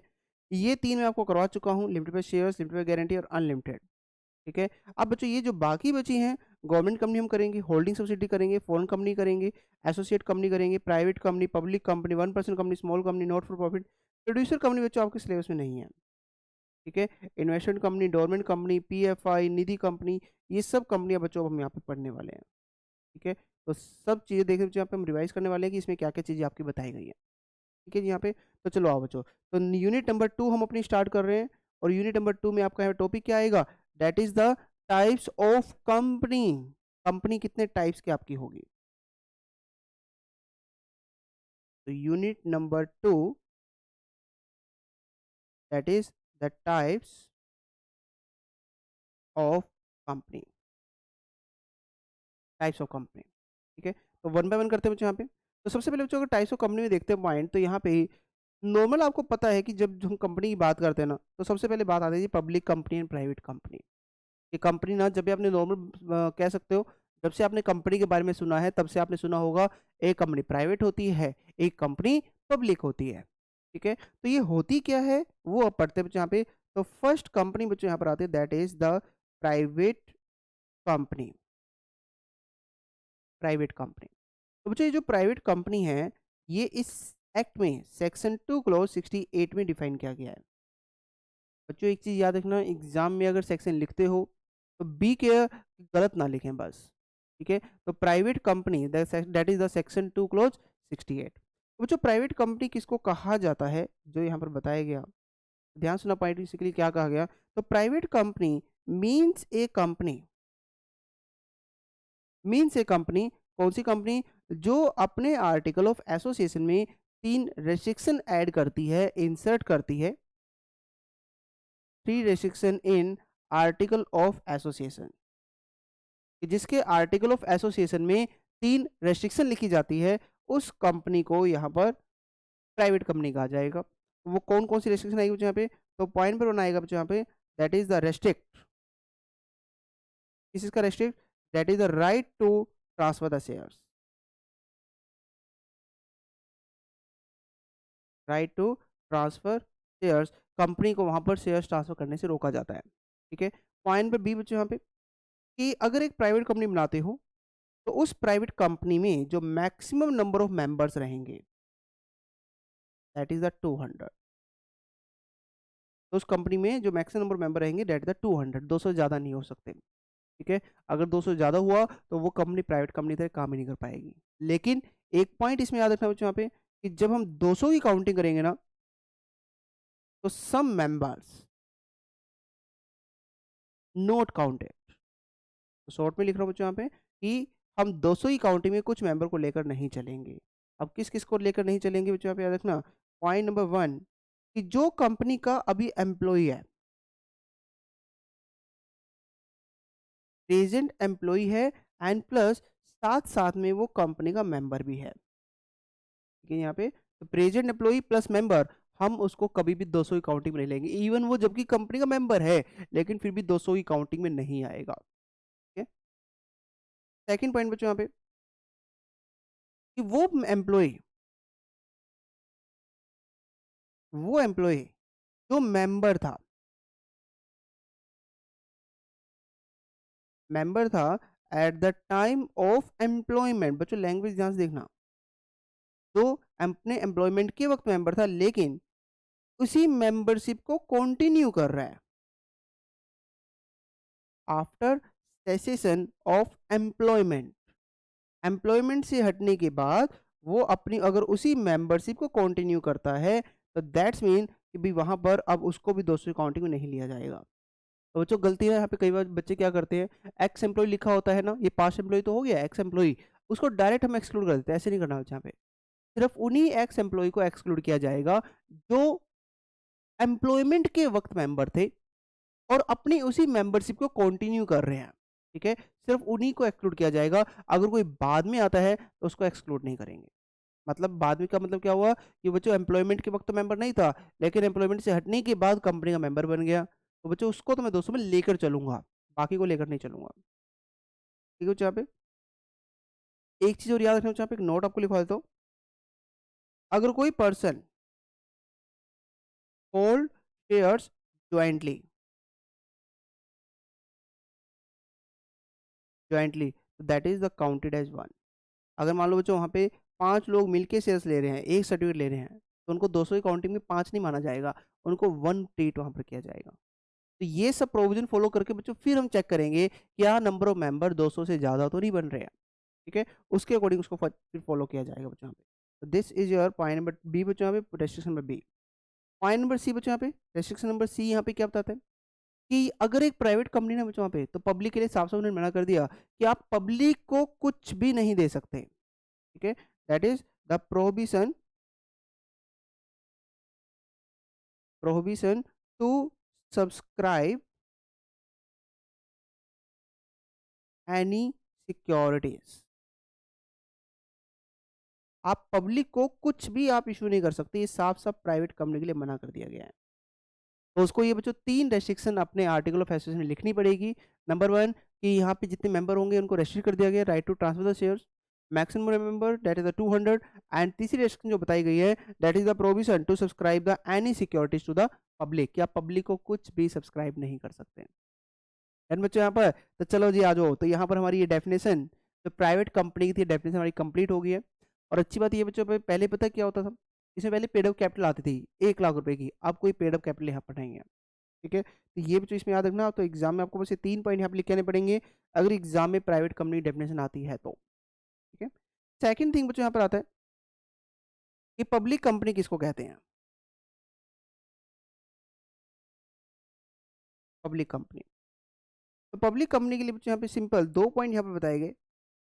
फर्स्ट पॉइंट कहा गया कि पब्लिक कंपनी, देखो बच्चों प्राइवेट पढ़ चुके हैं, दो ही तरह की जनरली होती है, या तो पब्लिक या प्राइवेट। ठीक है, प्राइवेट हम पढ़ चुके हैं तो पब्लिक कौन सी बचेगी, विच is not a private company. तो यहाँ सिंपल वैसे जो मीनिंग दिया गया, public company means a company which is not private company. That's the first point यहाँ पे। ठीक है, कि पब्लिक कंपनी वो कंपनी होती है जो प्राइवेट कंपनी नहीं होती, सिंपल पॉइंट बच्चों यहाँ पे। एंड पॉइंट नंबर 2 बच्चों यहाँ पे जो थोड़ा सा अलग पॉइंट यहाँ पे लिया गया, एक वर्ड बच्चों भी आगे आएगा आपका, that is the subsidiary company. Subsidiary किसको बोलते हैं, जब हम एक कंपनी को कंट्रोल कर लेते हैं तो उसको सब्सिडरी वहां पर कहा जाता है। तो उन्होंने कहा अगर एक पब्लिक कंपनी एक प्राइवेट कंपनी को सब्सिडरी बना लेती है, a private company which is subsidiary, which is subsidiary of public company deemed to be, है तो वो प्राइवेट कंपनी लेकिन फिर भी उसको एज पर लो अगर वो पब्लिक कंपनी की सब्सिडरी बन गई तो deem to be public company, तो उसको पब्लिक कंपनी वहां पर ट्रीट किया जाएगा। ठीक है, देखो आगे क्या लिखा गया, even such subsidiary company continue as private company by its article of association. याद रखना यहाँ पे, अगर कोई प्राइवेट कंपनी उसको वैसे तो पब्लिक कंपनी माना जा रहा है, लेकिन आर्टिकल की जो 3 रेस्ट्रिक्शन बताई गई हैं वो रेस्ट्रिक्शन जैसे चलती आ रही है उसी तरीके से चलती रहेंगी, उसमें कोई चेंज नहीं आएगा। ठीक है यहाँ पे, तो उसमें कोई चेंज वहां पर नहीं आएगा, तो ये साफ साफ उसने यहाँ पे बता दिया यहाँ पे। ठीक है यहाँ पे, तो दैट्स पॉइंट नंबर 2 बच्चों यहाँ पे। तो ये थी definition of the public company. तीसरी डेफिनेशन बच्चों यहाँ पर आती है, that is the 1% company.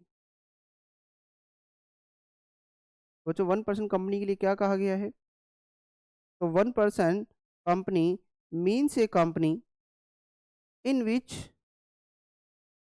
Only 1% as a member, जो सिर्फ उस कंपनी में सिर्फ एक ही मेंबर होगा तो उस कंपनी को यहाँ पे क्या बोला जाएगा, 1% कंपनी। बहुत सिंपल पॉइंट में बताया गया यहाँ पे, सिर्फ उसी को यहाँ पर 1% कंपनी कहा जाएगा। ठीक है, अगर बच्चों इसमें पॉइंट अगर हम लेते हैं ना तो और भी पॉइंट इसका यहाँ पे ऐड किए गए जो कंपनीज के रूल्स में बताया गया है, जो बच्चों डिटेल में तो ऐसे रूल्स आपके आगे आएंगे लेकिन यहाँ पर आपके सिलेबस में है तो इसमें आपको साथ साथ बता देता हूँ। नंबर 1 पॉइंट बच्चों यहाँ पे, कंपनी में जो मेंबर होगा और प्लस जो कंपनी में नॉमिनी होंगे, ये बच्चों साफ साफ बता दिया गया कि दोनों के दोनों रेजिडेंट होंगे। अब सर ये नॉमिनी क्या होता है, जो नॉमिनी जो होता है ना वो कंपनी के मेमोरेंडम ऑफ एसोसिएशन में लिखा जाता है, जिसमें क्या लिखा जाएगा कि कंपनी के मेमोरेंडम में हम क्या लिखेंगे कि ये पर्सन कंपनी का नॉमिनी रहेगा। और नॉमिनी रहेगा तो इसका मतलब कंपनी में अगर मेंबर की डेथ होती है तो उस नॉमिनी को ही आगे क्या ट्रीट कर लिया जाएगा, उसको ही कंपनी का मेंबर आगे ट्रीट कर लिया जाएगा। ये साफ साफ उसने यहाँ पे बता दिया है। ठीक है बच्चों, यहाँ पे पॉइंट नंबर तो 1 क्या कहते हैं बच्चों, यहाँ पे ये दोनों को दोनों क्या होने चाहिए, रेजिडेंट होने चाहिए। ये दोनों को दोनों क्या होना चाहिए, नेचुरल पर्सन होनी चाहिए। ये दोनों के दोनों क्या होना चाहिए, दैट इज द सिटीजन होने चाहिए। ठीक है, तो ये सब यहाँ पे बता दिया गया बच्चों यहाँ पे कि ये सब होने चाहिए। पॉइंट नंबर डी क्या बताया गया, should not be minor, minor तो बिल्कुल भी नहीं होने चाहिए। तो ये सारी की सारी कंडीशन अगर सेटिस्फाई करते हैं बच्चों यहाँ पर ये, तो फिर ठीक है जी ये बन सकते हैं बच्चों यहाँ पे, तो ये फिर यहाँ पर मेंबर बन सकते हैं और नॉमिनी भी बन सकते हैं। That's the first point. ठीक है, सेकंड पॉइंट बच्चों यहाँ पर क्या बताया गया,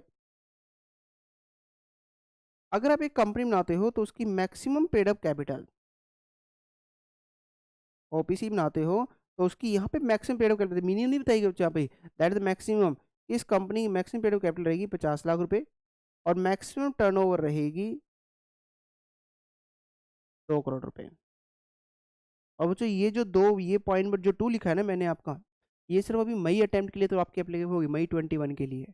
लेकिन नवंबर से फिर ये एप्लीकेबल नहीं होगी। रीज़न क्योंकि इसको 1 अप्रैल 2021 से इस लिमिट को रिमूव कर दिया गया है, तो आपको फिर ये फॉलो करने की रिक्वायरमेंट नहीं है। ठीक है? तो ये मई के वाले बच्चों को तो एप्लीकेबल होगी, लेकिन जो आगे नवंबर 21, मई 22, नवंबर 22 जितने भी आगे बच्चे आएँगे, उनके ऊपर ये वाली लिमिट एप्लीकेबल नहीं होगी। आपको तो जस्ट वहाँ पे बस ये पॉइंट हटा देना है और ये मान के चलना कि आगे कोई लिमिट नहीं है।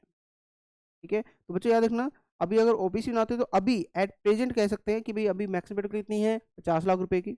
मैक्सिमम टर्नओवर कितनी है बच्चों यहाँ पे? 2 करोड़ रुपए की। ठीक है जी यहाँ पे? दैट्स योर पॉइंट, जो यहाँ पे बताया गया बच्चों। ठीक है बच्चों यहाँ पर? ठीक है? पॉइंट नंबर 3 बच्चों यहाँ पर और क्या पॉइंट बताया गया? और पॉइंट बच्चों यहाँ पर बताया गया कि जो ओपीसी है ना, आप उसको ना सेक्शन 8 कंपनी आगे आएगा बच्चों यहाँ पे नॉन प्रॉफिट कंपनी वर्ड आपने पढ़ा भी होगा ये। तो सेक्शन 8 कंपनी में आप इसको कन्वर्ट नहीं कर सकते, साफ-साफ उसने मना कर दिया है यहाँ पर। OPC can not to convert into a section 8 company. ठीक है? तो ये कुछ रूल्स यहाँ बता रखे हैं बच्चों जो आपको यहाँ पर पढ़ने हैं सारे। ठीक है जी यहाँ पे? तो that's your point the OPC कि ओपीसी क्या होती है वहाँ पे। चलिए बच्चों यहाँ पे पॉइंट नंबर 4 बच्चों यहाँ पे और कंपनी देखते हो कंपनी कौन-कौन सी आती है बच्चों यहाँ पे। तो बच्चों नेक्स्ट कंपनी हमारी यहाँ पर आती है that's called the holding company. सुना होगा आपने होल्डिंग कंपनी। अभी वर्ड बताया था ना हमें होल्डिंग, सब्सिडियरी, है ना? तो उसकी रिगार्डिंग हम बात करें बच्चों यहाँ पे तो होल्डिंग कंपनी हम किसको बोलते हैं? बच्चों होल्डिंग कंपनी में इतना कुछ ज़्यादा इन्होंने बताया ही नहीं है।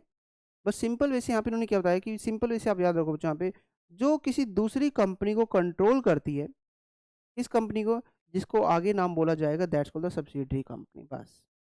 एग्ज़ाम में भी बच्चों इतना नहीं पूछा जाएगा, बस इतना याद रखो कि होल्डिंग कंपनी कौन-सी होती है, जो किसी दूसरी कंपनी को कंट्रोल करती है। दूसरी कंपनी को क्या बना के कंट्रोल करती है, उस कंपनी को क्या बोला जाता है? That the subsidiary company. ठीक है? तो this is the meaning of holding company. Main जो आएगा वो अभी सब्सिडियरी हम पढ़ेंगे, सब्सिडियरी क्या होती है। ठीक है? तो आपको उस पर फ़ोकस ज़्यादा करना है कि सब्सिडियरी कंपनी किसको कहा जाता है। ठीक है? तो सब्सिडियरी कंपनी के लिए बच्चों यहाँ पे क्या बताया गया कि subsidiary company means a company which control the company by 3 ways. 3 तरीके बताए गए जिस तरीके से कंपनी को फ़ॉलो किया जाता है, कंपनी को कंट्रोल किया जाता है। ठीक है? यहाँ पे कंपनी को कंट्रोल किया जाता है। तो ये कौन-कौन से तरीके हैं बच्चों यहाँ पे होल्डिंग कंपनी किस-किस तरीके से कंट्रोल कर सकती है? तो फर्स्ट वे बच्चों यहाँ पर बताया गया कि अगर हम कंपनी के कंपोज़िशन पे कंट्रोल कर लें,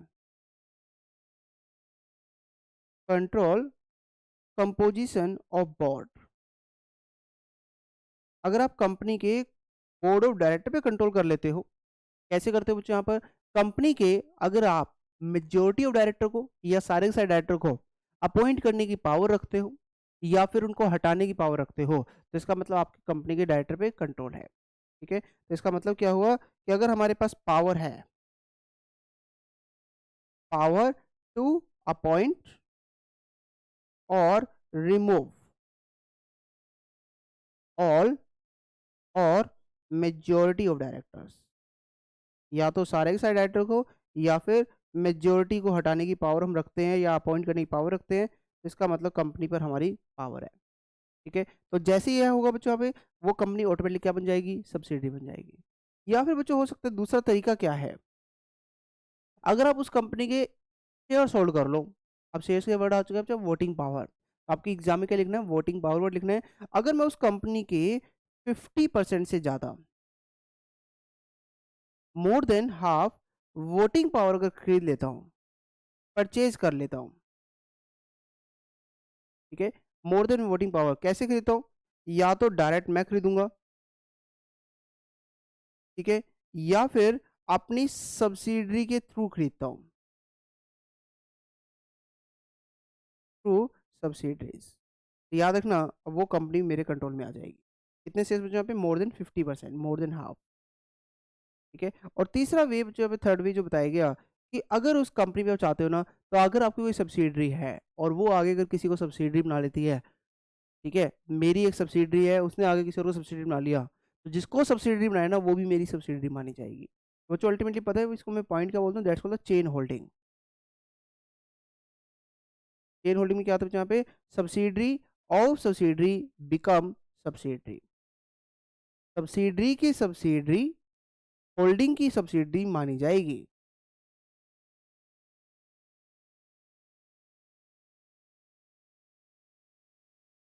subsidiary of subsidiary become subsidiary. ठीक है यहाँ पे, तो दैट्स योर पॉइंट जो यहाँ पे बताया गया है कि किस तरीके से आप एक कंपनी को सब्सिडरी कंपनी बना सकते हो। ठीक है, तो ये बच्चों आपको अच्छे से पढ़ना है इसके अंदर जो दिया गया है। एंड ये वाला जो टॉपिक बच्चों यहाँ पे एग्जाम में कई बार पूछा जा चुका है, इसके ऊपर केस स्टडी जाती है। ठीक है, वो आपको प्रॉपर कैपिटल देके वहाँ पे पूछ सकता है कि इसमें क्या क्या चीज़ आपके आएंगे। ठीक है, अगर बच्चों वहाँ पे वर्ड वोटिंग पावर ना दिखे ना, तो अल्टीमेटली क्वेश्चन में अगर जो आपको इक्विटी शेयर्स दिया होगा, आपको उसके बेस पे क्वेश्चन सोल्व करके आना है कि आपको ये ultimately more than 50% equity share capital का आपको लेना है। अगर वोटिंग पावर वर्ड आपको प्रैक्टिकल क्वेश्चन नहीं दिखता है, थ्योरेटिकली आपको इसमें word more than 50% of the total voting power he word आपको वहाँ पे लिखना पड़ेगा। इसको अकॉर्डिंग आप उसको वहाँ पे सॉल्व करोगे बच्चों वहाँ पे। ठीक है जी, यहाँ पे तो दैट्स योर प्रोविजन जो यहाँ पे बताया गया यहाँ पे, this is the point number 4। ठीक है, सॉरी पॉइंट नंबर 5, ये पॉइंट नंबर 5 होगा ना, कंपनी नंबर 5। तो होल्डिंग अलग था, सब्सिडी अलग था। ठीक है, नेक्स्ट बच्चों यहाँ पर पॉइंट नंबर 6 और देखते हैं और कौन कौन सी कंपनी यहाँ पर हम पढ़ने वाले हैं। ठीक है, तो नेक्स्ट कंपनी बच्चों यहाँ पर आते हैं, दैट्स कॉल्ड एसोसिएट कंपनी। ये बच्चों जो एसोसिएट कंपनी कंसेप्ट है ना, ये कंपनीज एक्ट 2013 में एक न्यू कंसेप्ट इंसर्ट किया गया था। और इसका मतलब क्या है एसोसिएट कंपनी का? बच्चों अगर कोई पर्सन कंपनी के ना 50% एग्जैक्ट होल्ड कर ले, मोर देन 50 कर लेगा तो सब्सिडी बन जाएगा। एग्जैक्ट 50 कंट्रोल कर ले तो उसका कंपनी पे कंट्रोल तो नहीं आया, लेकिन कंपनी के ऊपर कंट्रोल से कम भी नहीं हुआ, कंट्रोल भी नहीं आया, कंट्रोल से कम भी नहीं हुआ। तो ऐसी कंपनी को नाम क्या दिया गया? That's called the associate company. ठीक है, तो एसोसिएट कंपनी के लिए बच्चों यहाँ पे 2 पॉइंट बताए गए। अगर कोई कंपनी किसी दूसरी कंपनी के 20% या फिर उससे ज्यादा वोटिंग पावर अगर होल्ड करती है, 20% और more voting power, but which is not subsidiary. अब जो साफ साफ बता दिया गया है, 20% से ज्यादा होल्ड कर रहे हो बट वो कंपनी दूसरी कंपनी की सब्सिडरी कंपनी नहीं है, तो दैट्स उस कंपनी को क्या बोलेंगे हम? Associate company. सेकेंड थिंग जो बताएगी यहाँ पे, इंक्लूड इंक्लूड ज्वाइंट वेंचर। तो ज्वाइंट वेंचर कंपनी को भी यहाँ पर लिया गया है, सुना होगा अपने अकाउंट में भी आपके आता है।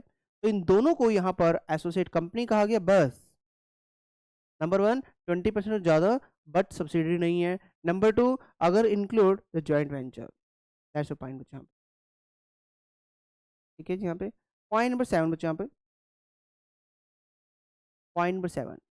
ठीक है, और पॉइंट नंबर 7 बच्चे यहाँ पर हम पढ़ेंगे, that is company formed with charitable object.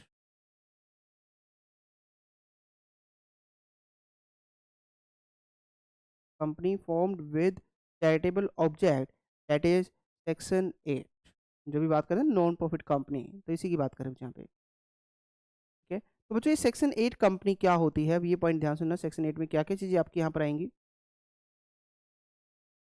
तो यहाँ पे बच्चों साफ साफ ने कहा, सेक्शन 8 कंपनी किसको बोलते हैं? जो 3 कंडीशन सेटिस्फाइड कर दे। तो याद रखना, सेक्शन 8 कंपनी आप ऐसे ही नहीं बनोगे, आपको पहले एक नॉर्मल कंपनी बनना है। नॉर्मल कंपनी बन के आपको फिर गवर्नमेंट से पहले लाइसेंस लेना है। ठीक है, तो इसके लिए आपको 3 कंडीशन मेनली आपको सेटिस्फाई करनी है। 3 कंडीशंस मस्ट बी सेटिस्फाइड। और ये कौन कौन सी कंडीशन आएगी यहाँ पे? पॉइंट नंबर ए आपका यहाँ पर आएगा कि इस कंपनी का मेन ऑब्जेक्ट, कि उसका ऑब्जेक्ट क्या होना चाहिए। याद रखना, जो उसका ऑब्जेक्ट होना चाहिए that is the promotion of commerce, art, science, culture, religion, sports, protection of environment,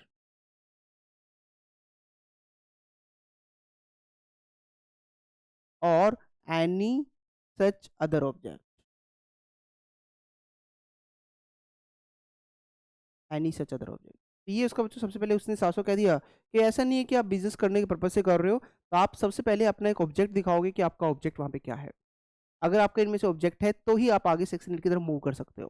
ठीक है, सेकंड वन बच्चों यहाँ पे क्या बताया गया कि जो भी आप प्रॉफिट अर्न करोगे वो ओनली एंड ओनली सिर्फ किस चीज के यूज करोगे?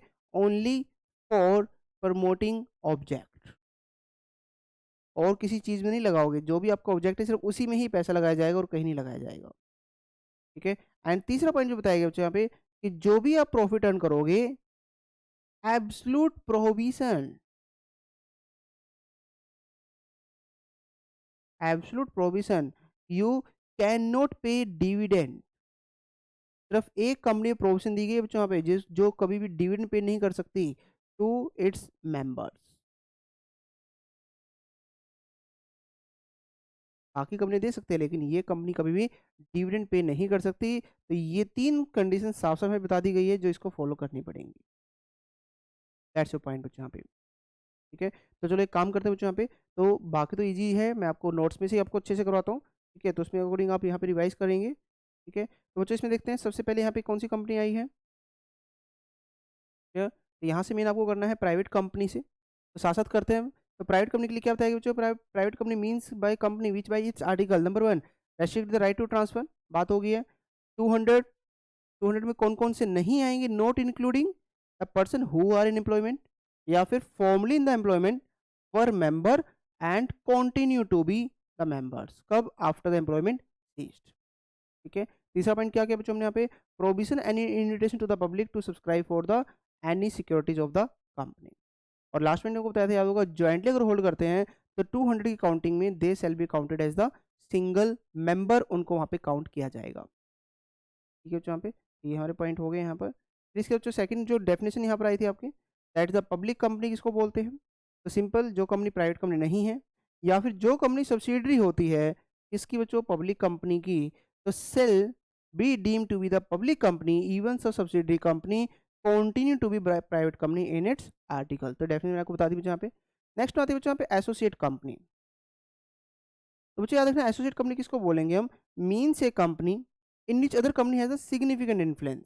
अब जो सिग्निफिकेंट इन्फ्लुएंस क्या है, तो ये देखो यहाँ पर आपको बताया गया है कि सिग्निफिकेंट इन्फ्लुएंस का मतलब क्या है, at least 20% of the total share capital, sorry total voting power. ठीक है, अगर उसके पास है तो ठीक है, तो आप एग्जाम में डायरेक्ट भी लिख सकते हो कि control at least 20% but which is not subsidiary company and includes the joint venture company. तो ये भी हमने यहाँ पे कंप्लीट कर लिया बच्चों, यहाँ पे एसोसिएट कंपनी किसको बोलते हैं। तो बच्चों एक डेफिनेशन और यहाँ पे आते हैं बॉडी कॉर्पोरेट। बच्चों बॉडी कॉर्पोरेट में एक वर्ड याद रखना, यहाँ पे स्टार्टिंग लिखा है इंक्लूड। याद है अपने कंपनी वर्ड पढ़ा था, वहाँ पे लिखा था मीन्स। बच्चों अगर मीन्स लिखा होता तो याद रखना जितना कहा गया है सिर्फ उतना ही फॉलो करना है, बस एक्स्ट्रा नहीं आएगा। लेकिन जब इंक्लूड वर्ड होता है ना, तो this is the inclusive definition. Inclusive का मतलब क्या होता है बच्चों, जितना बताया गया है वो तो फॉलो करना ही करना है, उसके अलावा जो एक्स्ट्रा आना चाहे तो वो भी आ सकता है वहाँ पे। अब जैसे बच्चों यहाँ पे देखो क्या दिया गया, इंक्लूड एक company in corporate outside India. तो बाहर वाली कंपनियां जितनी भी होंगी जो बाहर बनी है उसको तो हम कह ही रहे हैं बॉडी कॉर्पोरेट, लेकिन अब इंक्लूड वर्ड आ गया तो इसका मतलब क्या हुआ कि जो इंडिया में बनी ना बच्चों वहाँ पे, तो उसको भी हम यहाँ पे बॉडी कॉर्पोरेट कह देंगे। तो इसका मतलब इंडिया की कंपनी को बॉडी कॉर्पोरेट भी कहा जा सकता है और कंपनी भी कह सकते हैं, लेकिन बाहर वाली कंपनी को only and only body corporate कहा जाएगा। तो इसका मतलब क्या हुआ, हर एक कंपनी बॉडी कॉर्पोरेट है, लेकिन हर एक कंपनी, हाँ जी, बाहर की कंपनी इंडिया के अंदर कंपनी नहीं मानी जाएगी। तो इसके लिए बच्चों एक लाइन अगर लिखना चाहो तो यहाँ पे लिख सकते हो, every company is body corporate, every company is the body corporate but every body corporate is not company।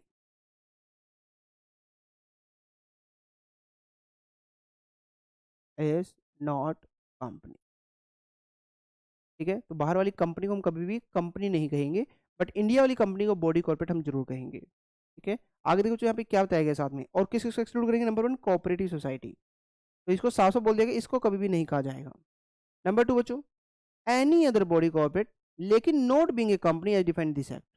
मतलब यहाँ पे साफ साफ बोल दिया गया, गवर्नमेंट ने कहा जो इंडिया की कंपनी है हम उसको तो हमेशा बॉडी कॉर्पोरेट कहेंगे कहेंगे, किसी और कंपनी को जो बाहर बनी होगी उसको अगर हम सीजी नोटिफाई करके कैंसिल करना चाहता है कि इसको बॉडी कॉर्पोरेट नहीं कहेंगे तो अलग बात है। तो सीजी में by notification in the official gazette, अगर उसको वो बॉडी कॉर्पोरेट नहीं मानना चाहता है तो दैट्स अ पॉइंट। ठीक है, फिर बच्चों इसके बाद नेक्स्ट डेफिनेशन आती है, that's called the dormant company. Dormant company किसको बोलते हैं बच्चों, that is the inactive company, जो कंपनी मतलब काम नहीं कर रही है। ठीक है, तो मेन आपको बच्चों यहाँ से ये करना है, देखो यहाँ पे क्या बताया गया, number 1 has not been carrying on any business. ठीक है, नंबर 2 बच्चों यहाँ पर not made any significant accounting transaction, कितने सालों से बच्चों, लास्ट 2 फाइनेंशियल ईयर से काम नहीं कर रही है। या फिर जो कंपनी फाइनेंस स्टेटमेंट और एनुअल रिटर्न फाइल नहीं कर रही है लास्ट 2 फाइनेंशियल ईयर से, तो उसको इनएक्टिव कंपनी कहा जाता है। तो बच्चों वो छोटा-छोटा टॉपिक है, ये आपको बस जस्ट लर्न करना है। तो 3 चीज़ों में वहाँ पे कंपनी डोरमेंट बन सकती है। अगर कंपनी पिछले 2 साल से कोई काम नहीं कर रही है, पिछले 2 साल से कंपनी ने कोई सिग्निफिकेंट अकाउंट ट्रांज़ैक्शन नहीं की है, या पिछले 2 साल से कंपनी ने अपनी financial statement and annual return अगर ये फाइल नहीं की है, तो कंपनी को वहाँ पे डोरमेंट कंपनी कहेंगे हम वहाँ पे। ठीक है जी। नेक्स्ट बच्चों यहाँ पे इन्वेस्टमेंट कंपनी किसको कहेंगे? तो जिसका प्रिंसिपल बिज़नेस होता है एक्विजिशन ऑफ शेयर्स, डिबेंचर और the other securities. Shares acquire करना, डिबेंचर एक्वायर करना, अदर सिक्योरिटीज़ एक्वायर करना, तो उसको यहाँ पे इन्वेस्टमेंट कंपनी कहा जाएगा। ये बच्चों ये जो स्मॉल कंपनी ने ये बहुत इंपॉर्टेंट है, ये ध्यान से पढ़ना है इसमें। वो जो स्मॉल कंपनी के लिए यहाँ पे क्या कहा गया है? नंबर 1 वो company other than public company. साफ-साफ वर्ड याद रखना, company other than public company मतलब प्राइवेट कंपनी ही हमेशा स्मॉल कंपनी बनेगी, नंबर 1 पॉइंट यहाँ पे। पब्लिक कंपनी कभी भी स्मॉल कंपनी में नहीं आएगी, ठीक है? सेकंड पॉइंट बच्चों यहाँ पे क्या बताया गया? दैट इज़ वो प्राइवेट कंपनी जिसकी पेड अप कैपिटल 50 लाख से ज़्यादा नहीं है। अभी बच्चों इतना इसके अंदर याद रखो, यहाँ तक सिर्फ जहाँ तक मैं आपको बता रहा हूँ, यहाँ तक बस, ठीक है? इससे आगे नहीं करना अभी आपको। तो सिंपल जिसकी पेड अप कैपिटल 50 लाख से ज़्यादा नहीं है एंड जिसकी टर्नओवर अभी जो latest audit does not exceed the 2 crore rupees, बस आगे नहीं करना बच्चों यहाँ पे। अभी बस इतना ही यहाँ पे याद रखना है कि जहाँ पे बताया गया है, ठीक है जी। यहाँ पे तो दैट्स योर पॉइंट कि यहीं तक आपको इसके अंदर करना है कि एक ऐसी कंपनी जो प्राइवेट है, पेड कैपिटल 50 लाख से ज़्यादा की नहीं है और टर्नओवर 2 करोड़ से ज़्यादा की नहीं है। तो अगर ये तीनों की तीनों कंडीशन सेटिस्फाई करते हो तो उस कंपनी को हम स्मॉल कंपनी कह देंगे, ठीक है। लेकिन याद रखना बच्चों, पे कुछ प्राइवेट कंपनी है जिसको कभी भी स्मॉल कंपनी नहीं कहा जाएगा, चाहे वो तीनों कंडीशन सेटिस्फाई करे। कौन कौन सी कंपनी है? नंबर 1 बच्चों यहाँ पे अगर कोई होल्डिंग कंपनी है, सब्सिडरी कंपनी है, तो याद रखना किसी भी कंपनी का अगर वर्ड होल्डिंग लग गया, सब्सिडी लग गया, तो चाहे वो जो ऊपर की तीनों कंडीशन सेटिस्फाई कर दे, तभी भी स्मॉल कंपनी नहीं कहेंगे। सेकंड वन, अभी जो पॉइंट पड़ा बच्चों यहाँ पे रजिस्टर्ड अंडर सेक्शन 8, ठीक है, एंड जो अपने बाय स्पेशल एक्ट से गवर्न होती है उसको कभी भी स्मॉल कंपनी नहीं कहेंगे। तो बच्चों ये बहुत इंपॉर्टेंट डेफिनेशन है, आपको ये तीनों पॉइंट और प्लस ये नॉन एप्लीकेबिलिटी के पॉइंट आपको लिख के आने पड़ेंगे और उसके बाद क्वेश्चन सोल्व करना पड़ेगा, ठीक है।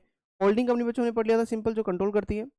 सब्सिडी कंपनी ने पढ़ लिया, क्या कहते हैं, control the composition of board या फिर control the more than 1/2 of the total voting power, है ना, आइदर एट इट्स ओन या टुगेदर विद सब्सिडी या फिर चेन होल्डिंग, दैट इज जो सब्सिडी और सब्सिडी बिकम सब्सिडी, ठीक है। ये डेफिनेशन हमारी हो गई। सेक्शन 8 बच्चों यहाँ पे हो गया हमारा, आप इसको पढ़ोगे तो ये तीनों कंडीशन वहाँ पे होगी, ऑब्जेक्ट हो गया है, प्रॉफिट हो गया, प्रोविजंस हो गया है, उसके बाद आपको लाइसेंस वहाँ पर मिलेगा, ठीक है जी। फिर बच्चों इसके बाद नेक्स्ट डेफिनेशन यहाँ पे आती है, गवर्नमेंट कंपनी किसको कहा जाता है। छोटी डेफिनेशन रहेगी यहाँ पे। तो गवर्नमेंट कंपनी, देखो नाम से गवर्नमेंट, याद रखना गवर्नमेंट कंपनी के लिए कितना बताया गया, 51%, मोर देन 51 नहीं हो यहाँ पे, 51% और मोर, दैट्स अ पॉइंट। तो 51% और मोर मतलब अगर एग्जैक्ट 51 कौन होल्ड करता है, सेंट्रल गवर्नमेंट होल्ड करती है, स्टेट गवर्नमेंट या गवर्नमेंट होल्ड करती है, partly by central government and partly by one और मोर स्टेट गवर्नमेंट, तो उस कंपनी को गवर्नमेंट कंपनी कहा जाएगा। तो पहला पॉइंट क्या लिया गया, 51% या उससे ज़्यादा शेयर्स या तो सीजी होल्ड करता है या स्टेट गवर्नमेंट होल्ड करता है या partly bye CG and partly bye SG, तो उस कंपनी को हम गवर्नमेंट कंपनी वहाँ पर हम कह देंगे। और साथ में क्या बोला गया, अगर कोई गवर्नमेंट कंपनी की सब्सिडरी है तो उसको भी गवर्नमेंट कंपनी कहा जाएगा। सिंपल है पॉइंट बच्चों यहाँ पे, तो उसको भी गवर्नमेंट कंपनी यहाँ पर कहा जाएगा। निधि कंपनी किसको कहेंगे बच्चों यहाँ पे? तो निधि कंपनी बच्चों सिंपल याद रखो, जहाँ पे जो काम होता है ना, मतलब लैंडिंग की जा रही है, अमाउंट को सेविंग की जा रही है, तो वो सारा काम कैसे किया जा रहा है, मेंबर टू मेंबर, ठीक है। यहाँ पे तो वो काम सारा मेंबर टू मेंबर जब होता है ना, तो उसको निधि कंपनी कहते हैं, ठीक है। तो एग्जैक्ट आपको ये डेफिनेशन बच्चों लर्न करने से तो कुछ नहीं है। हाँ जी, एक छोटी सी डेफिनेशन और दी गई बच्चों यहाँ पर, that is the foreign company. तो फॉरेन कंपनी किसको बोलेंगे बच्चों, याद रखना, एक वो कंपनी नाम से फॉरेन, तो कहाँ पे बनी होगी ये, इनकॉर्पोरेटेड आउटसाइड इंडिया, इंडिया से बाहर बनी है लेकिन इंडिया में बिजनेस करती है, पॉइंट। तो फॉरेन कंपनी ऐसी वर्ड नहीं आएगा इंडिया में, अगर इसको फॉरेन कंपनी वर्ड कहा गया है तो फॉरेन कंपनी मतलब क्या हुआ कि जो कंपनी इंडिया से बाहर बनी है बट वो बिजनेस कहाँ पे कर रही है, वो इंडिया के अंदर आके बिजनेस कर रही है, जिसका प्लेस ऑफ बिजनेस इंडिया में है या एनी बिजनेस एक्टिविटी इंडिया में है, चाहे वो किसी के थ्रू हो, खुद कर रही हो, अपने एजेंट के थ्रू कर रही हो, फिजिकल कर रही हो, इलेक्ट्रॉनिक कर रही हो, कोई फर्क नहीं पड़ता, कर रही है ना इंडिया में, इंडिया से पैसा कमा रही है, तो उस कंपनी को फॉरेन कंपनी कह देंगे। अगर इंडिया की कंपनी होगी तो नॉर्मल कंपनी है, बाहर की कंपनी इंडिया में आके कर रही है तो फॉरेन कंपनी है, ठीक है। बाकी हर एक कंपनी को बॉडी कॉर्पोरेट तो कहा ही जाता है, पढ़ा था ना कि आपने, every company is a body corporate. And last definition बच्चों यहाँ पे पीएफआई, पब्लिक फाइनेंस इंस्टीट्यूशन। तो बच्चों देखो पब्लिक में इन्होंने साफ साफ कुछ पॉइंट यहाँ पे ले लिए गए। Life insurance corporation of India, इसको साफ साफ बोल दिया गया पीएफआई कहेंगे कहेंगे। Infrastructure development finance company limited, इसको भी पीएफआई कहेंगे कहेंगे। तो ये तो बच्चों जो स्टार्टिंग के 3 पॉइंट बताए गए ना, ये तो आपको एज इट इज लिख के आ जाने हैं, आपको ये एज इट इज लिख के आ जाने हैं। LIC, IDFC, UTI, ठीक है। इसके बाद जो बताया गया बच्चों यहाँ पे क्या बताया गया, अगर इसके अलावा कोई और नोटिफाइड करना चाहते हैं तो कर सकते हैं, लेकिन कैसे किया जाएगा, in the consultation with the RBI।